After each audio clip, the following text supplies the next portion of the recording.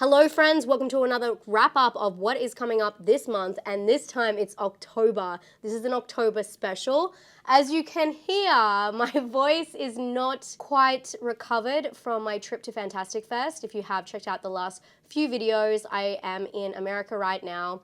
And I really wanted to get a video out talking about what's coming up in October, especially because I have seen some of these picks so I can give you some foresight. I didn't want to leave you guys out in the dark and miss this video, so I am recording it from Vegas. And I want you guys to know about 10 films I think you should look out for this October, and all for very different reasons. The first film is Good Boy, and this is going to be a cinema run, and it is getting a worldwide release in most countries, I have to say. It will be available from the 3rd of October, and it's about a loyal dog who moves to a rural family home with his owner only to discover supernatural forces lurking in the shadows. This is known as the POV dog horror movie, told from the dog's point of view. I have seen some mixed reviews on it, but I'm really eager to check it out and see for myself and see if I like it. I'm really bummed because I really thought we were going to get it as a secret screening at Fantastic Fest, but we didn't. So I'm hoping to check it out before I fly home. Next up is Coyotes, which will have a limited cinema run, sadly very limited,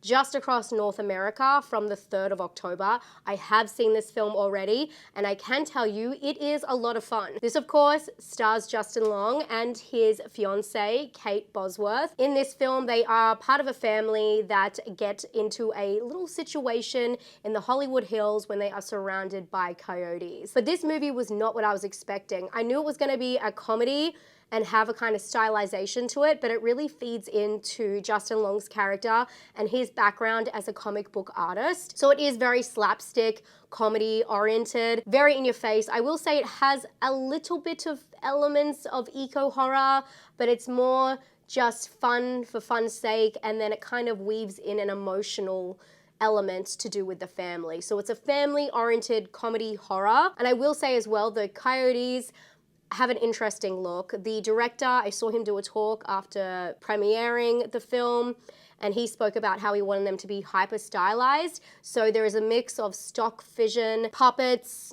animatronics. Anytime they're interacting with the animals, they are animatronics, but there's also some very questionable graphic elements. They did say the reason they didn't use real coyotes was because it is known to be inhumane to use coyotes to try and get those reactions, to try and get the snarling, because you have to break trust with the coyote. And they did try and get some taxidermy coyotes into the set, but they were confiscated by customs at the border. Like I said, I have some very interesting insight this month. I was really boots on the ground journalism, trying to find out all of the interesting details. I do think it's a fun movie. It had a little bit of a messy narrative, but I still think it's worth a watch, especially for your October horror viewing. I gave it a 6 out of 10. Next, a film that also premiered at Fantastic Fest was VHS. I know, I say H very different to you.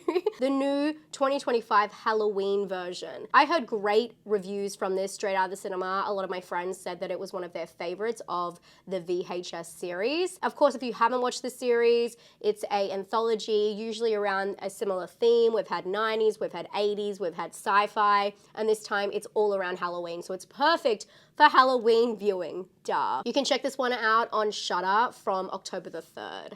So it's very readily available. The next one I am dying to see is Bone Lake, and this is gonna be out October 3rd in some countries. I'm a little bit worried of how I'm gonna have access to this. I don't think I'm gonna find time to see it before I leave, but I'm gonna make it my mission because I've heard amazing things. This is labeled as an erotic psychological horror, and it played at Fantastic Fest last year and was a complete hit. Now it's finally hitting limited cinemas. It's about a couple's vacation at a secluded estate that are forced to share the property with another mysterious couple. And this triggers a battle of manipulation within a maze of sex and lies. Sounds very fun and definitely very high on my watch list for October, if I can track it down. If you get to see it, if it's showing in a cinema near you, please watch it, report back to me. Okay, the next one, I wanted to kind of warn you about or set expectations. Vicious, this one is coming out October 10th, I believe, on Paramount. This I did see at Fantastic Fest. This is Dakota Fanning starring in this strange psychological nightmare, I would definitely say, where I really liked her character actually in this film. She's a woman on the verge of change, I feel, and she's in a remote setting, stuck in a house when she receives a mysterious knock on the door from a stranger who gives her a gift. And this gift sets her world on fire. No, not really fire, but it is a tailspin, a psychological nightmare. The guest, I don't even want to spoil who the guest is if you haven't seen the trailer, because it really knocked my socks off as a fan of recent horror. But I will say that this film is very ambiguous and definitely rooted in anxiety and just the psychological spin. I do want to say I was not very impressed with the ending or how it all came to fruition. But Dakota Fanning's performance is so amazing, and I just want to encourage her to do more horror because she's doing fantastic at it. I just don't think this was quite a great project as a fully fleshed idea, but I liked the setup. The setup I was really mesmerized by. It's such a beautiful looking film. It's set in the dead of winter. It's actually a Christmas horror technically. It's very spooky, very chilling, but I don't think that there's too much substance to it. After watching the movie, I came out thinking about some other projects that are quite similar but handled the topic in a better philosophical manner. But I still think it's worth a watch if you're gonna watch it at home anyway. If you do have Paramount, definitely give it a watch if you like Dakota Fanning. And then of course we have Shelby Oaks. This is playing various dates depending on what country you're in, but most countries will get this in October, which is amazing. Congrats, Chris Stuckman, for getting a worldwide release for his film. I have done a review on this already. This is such an interesting found footage project where we follow a woman who is torn apart. Her whole life is torn apart by the loss of her sister, and years later she receives a clue to what may have happened. The film has some really interesting surprises, so if you're able to see it in cinema, I recommend going day one and making up your own mind. Don't let people get in your head. I want you guys to experience it without knowing too much, completely blind. I was lucky enough not to watch any trailers beforehand, or I really kept away from them. That was my own luck. That was me doing it. And the way it was presented to me was a little bit more special. I can't say why. I hope I can in a future video. Not because I saw it with just Chris Stuckman in the cinema, where I saw it at Fantastic Fest. If you go and watch my video, you'll see all my details about it, totally spoiler free, but there was an extra element to it. And it was just a really fun film for a old school found footage fan to bring that into 2025. And I really love anything that has just a tiny point of difference, but his direction on it is really precise and very interesting. And I felt like it was coming from a completely different eye, different perspective as usual. And anything that's fun and fresh and shaking things up within horror, I'm down for. Definitely recommend going out and checking this one out and supporting it. Then we have The Black Phone 2. This is another one I missed. It did premiere at Fantastic Fest. I'm very aware I'm a broken record, but I'm just letting you guys know all the details.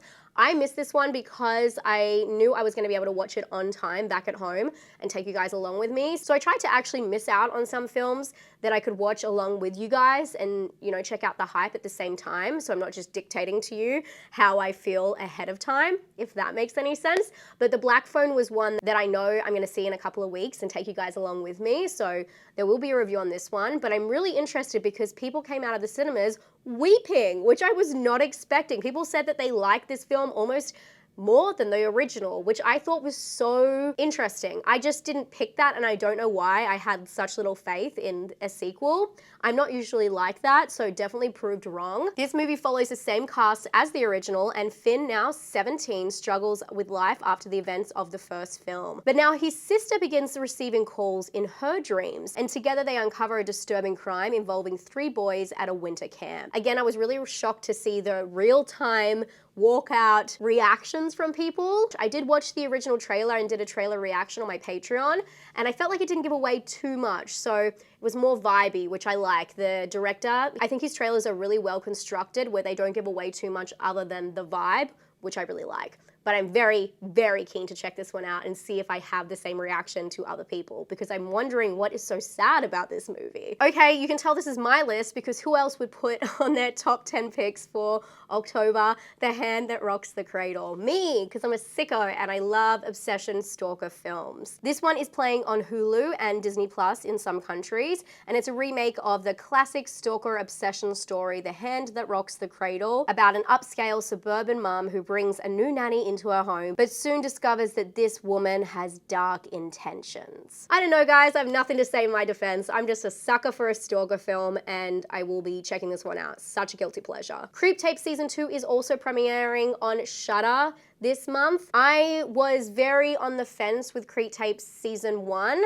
I love the Creep movies, but I felt like towards the end of Season 1 of the series, it was finally opening up and we were getting some answers, and sometimes the rhythm or the formula of these shows can feel quite repetitive, but what I do like about it is it's short and sharp, so I'm really hoping for a little bit of a more insight into the character behind Peach Fuzz in Season 2. Creepshow, of course, explores this strange man behind the Peach Fuzz mask who is a psychopath hiring victims to film him under false pretenses before, killing them. What else? I think it'll be very fun and easy watch. I'm realizing how crazy I sound as I say that's so fun. But it will be a fun and easy watch. They're short and sharp episodes, and I hope it's going to get into the more details that we were seeing coming out towards the end of Season 1. And the last film I want to talk about, I know I'm going to get some eye rolls, and you guys have already seen this one, most of you, so I'm in the dark here. It's the new Hell House LLC Lineage. I am so sad we missed out on this as a worldwide release. A lot of you guys got to see this in limited cinema run. We didn't. And I know it's not getting the best scores, but I am a Hell House LLC fan, and I have done a video talking about the whole timeline, breaking it down. It's a series that at the start felt like a kind of clumsy found footage, haunt, clown, you know, all those aspects, kind of tropey horror, but when I broke it down, I realized there's so much genius in this series, and it's actually really well planned out. And I know that this new film changes the formula completely. They step away from found footage, which is really upsetting. But I'm still keen to find out for myself what it's like, and it is gonna hit Shudder this month. This is about a woman who has a near-death experience and discovers her connection to the hotel as well as the Carmichael Manor. And now she takes the story back to where it all began. Those are my picks for October, things I've already watched, things I recommend, things I think you should check out yourself, things I think you should be on watch out for, and things I can't wait to watch. I'm sorry that this wasn't a more comprehensive list as per usual. I'm traveling, my voice is gone, but I didn't want to leave you in the dark. So make sure you let us all know in the comments what you're going to be watching this October. We can use the comment section as recommendations. I know I'll be using as that, and I can't wait to catch up with everything I've missed while I've been traveling. Thank you guys so much for being here, and thank you so much for all the support lately. And if you made it this far, I have a Teletubby over there. Wait, 1 second. Why don't you comment about the Teletubby movie? The horror Teletubby movie. Just leave in the comments. It always confuses people. I love when we do this. Either yell at me for not mentioning the Teletubby movie. You know what to do. You guys are good at it. I've been traveling with this. My friend Lauren got me it. Anyway, okay, love you guys. Stay safe and stay spooky, and I'll talk to you all soon. Bye.